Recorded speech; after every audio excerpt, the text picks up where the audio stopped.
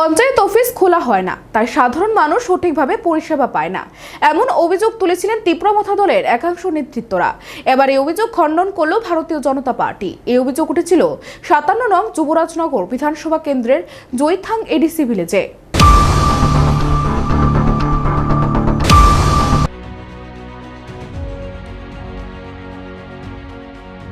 দুদলের যৌথ বৈঠকে তীব্রমথা দলের অভিযোগ মিথ্যে বলে প্রত্যাখ্যান করল বিজেপি। নিয়মিত পঞ্চায়েত অফিস খোলা হয় না, তাই সাধারণ মানুষ সঠিকভাবে পরিষেবা পায় না, এমন অভিযোগ তুলেছিল তীব্রমথা দলের একাংশ নেতৃত্বরা।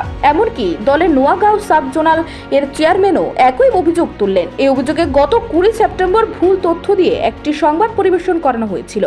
সোমবার দুপুর ১২টা নাগাদ যৌথ বৈঠকের মাধ্যমে এমন অভিযোগ প্রত্যাখ্যান করল বিজেপি দলের নেতৃত্বরা। ঘটনা উত্তর ত্রিপুরা জেলার ৫৭ নং যুবরাজনগর বিধানসভা কেন্দ্রের জৈথাং এডিসি ভিলেজে। উল্লেখ্য, রাজ্যের ত্রিস্তরীয় পঞ্চায়েত নির্বাচনের শপথ গ্রহণ অনুষ্ঠানের পর নতুনভাবে প্রতিটি পঞ্চায়েতে শুরু হয়েছে পঞ্চায়েত পরিচালনার কাজ। ঠিক একইভাবে এডিসি ভিলেজগুলিতেও সরকারিভাবে সাধারণ মানুষকে পরিষেবা দিতে ইতিমধ্যে শুরু হয়েছে কাজকর্ম।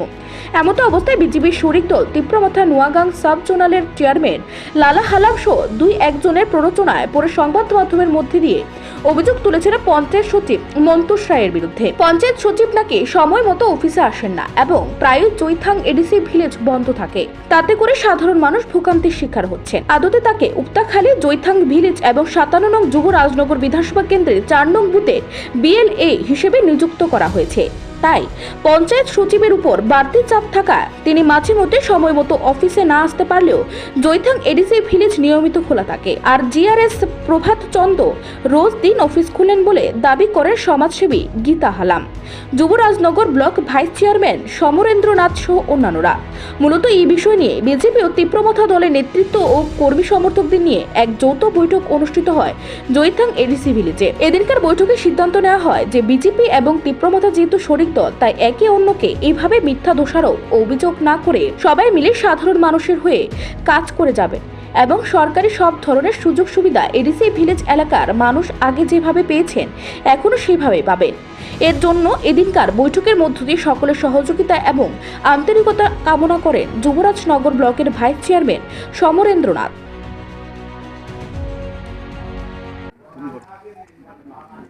ঠিক আছে, আচ্ছা, নমস্কার সবাইকে। আমি Lala Halam, sub zonal chairman, Noagang subzone TTADC. আমাদের এই জৈথাং ভিসি সচিব শ্রী মন্তোষ রয়, তার বিরুদ্ধে গত কয়েকদিন আগে, কোন তারিখ জানিয়েছিল? 20 তারিখ, 20 তারিখে এই মাসেই তার বিরুদ্ধে কিছু অভিযোগ ছিল জনগণের পক্ষ থেকে, এবং আমি নিজে এসে কয়েকটা তার বিরুদ্ধে অভিযোগ আমরা তুলে ধরেছিলাম জনগণের কাছে। এটা আজকে আমরা এখানে এসে আমরা সবাই একটা মিলিতভাবে আমাদের যে ভুল ভ্রান্তি যেটা হয়েছিল এগুলি সমাধানের দিকে আমরা সবাই রাজি হয়েছি।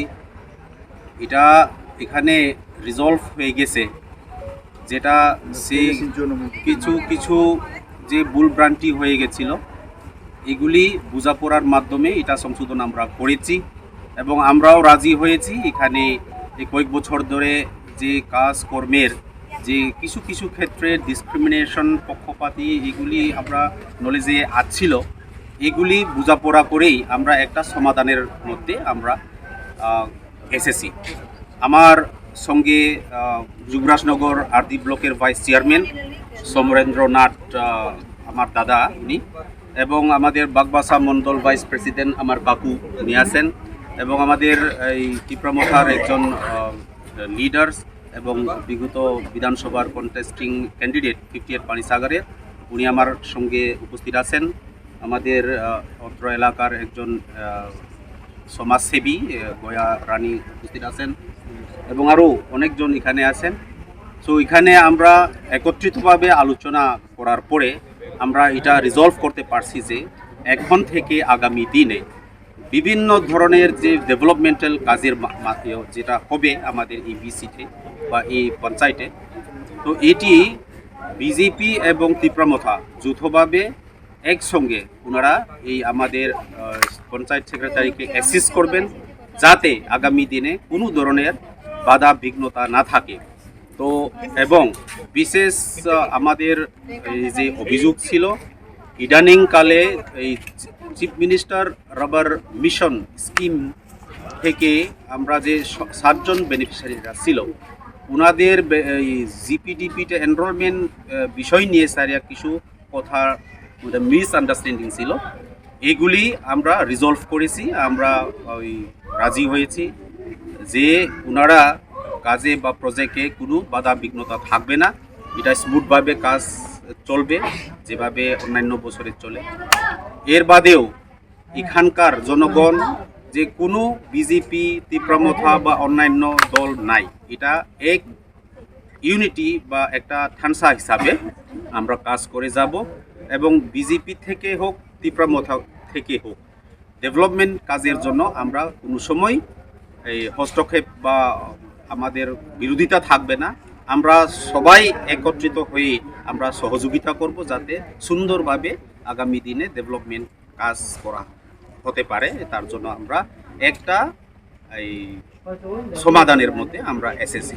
তো এই যে অভিযোগ আমাদের উঠছিল এই পঞ্চায়েত সেক্রেটারি বাবুর বিরুদ্ধে, তো আমরা এটা রিজলভ করেছি যাতে আগামী টাইনেরও যাতে অসুবিধা না হয়, তার জন্য আমরা এই সাধারণ একটা সোশ্যাল মিডিয়ার মাধ্যমে আমরা বার্তা দিতে চাই, ওনার কোনো অসুবিধা হবে না, ওনার নাম আর কোনো কেউ অভিযোগ আনবে না। তবে উনি এই দুনো পক্ষ হয়ে পক্ষপাতি যাতে না করে, মানে সবার সমান চোখে দেখে যাতে কাম কাজে হয়, এটাই আমাদের একটা ওনার কাছেও আমরা জানান দিছি এবং সবার মধ্যেও আমরা জানান দিছি। তো সবাইকে আর বেশি দীর্ঘক্ষণ আলাপ করতাম না, এটুকুই আমি বলে আমি সবাইকে আবারও নমস্কার জানাই। ধন্যবাদ।